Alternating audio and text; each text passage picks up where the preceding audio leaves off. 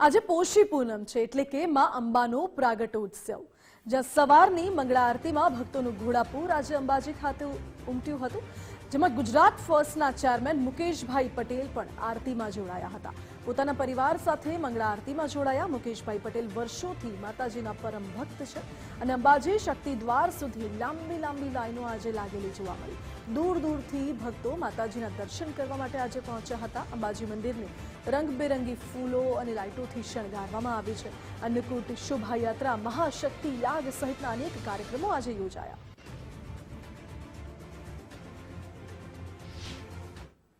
માનો પ્રાગટ્ય દિવસ, માનો જન્મ દિવસ છે અને અહીંયા અમે કેટલાય વર્ષથી અહીંયા ચાલતા આવીએ। અંબાજી પગપાળા સંઘ લઈ 40 વર્ષથી હું અહીંયા આવું છું ચાલતા, અને પોષી પૂનમના દિવસે તો અવશ્ય માના આશીર્વાદ લે, માતાના જન્મદિવસના આશીર્વાદ લેવા માટે ખાસ અમે અહીં પધારીએ છીએ।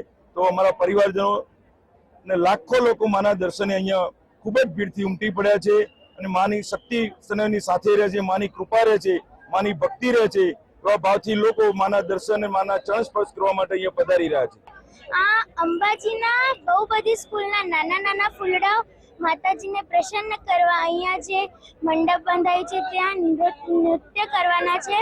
અહીંયા માતાજીનો બહુ મોટો વરઘોડો નીકળે છે દર વર્ષે, જેમાં નાના ફૂલડાઓ મા ભગવતીનું વેશ ધારણ કરીને આવે છે અને નાની બહુ બધી દીકરીઓ અહીંયા ગરબા રમે છે મંદિરમાં। જગદંબાનો પ્રાગટ્ય દિવસ છે અને માં જગદંબાનું આ સ્થાને હૃદય પડ્યું હતું, એટલે એ શક્તિપીઠ મનાય।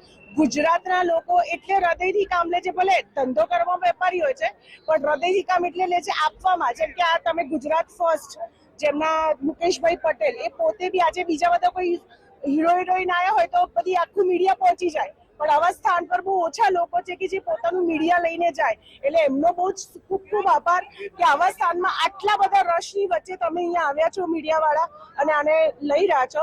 અને એમણે બી ઘણા સત્કાર્ય અંબાજી મંદિર દ્વારા કર્યા છે, કેમ કે અગેન એ પણ હૃદયથી આપવા માટે મા ભગવતીએ એમને કૃપા કરી છે કે ઘણું બધું લૂંટાવે છે અને મા જગદંબા બી અનેક ઘણી એમની પર કૃપા કરે કે હૃદયથી ઘણા બધા લોકોને સહાયભૂત રહે અને તમારી ન્યૂઝ ચેનલ બહુ જ આગળ આવે।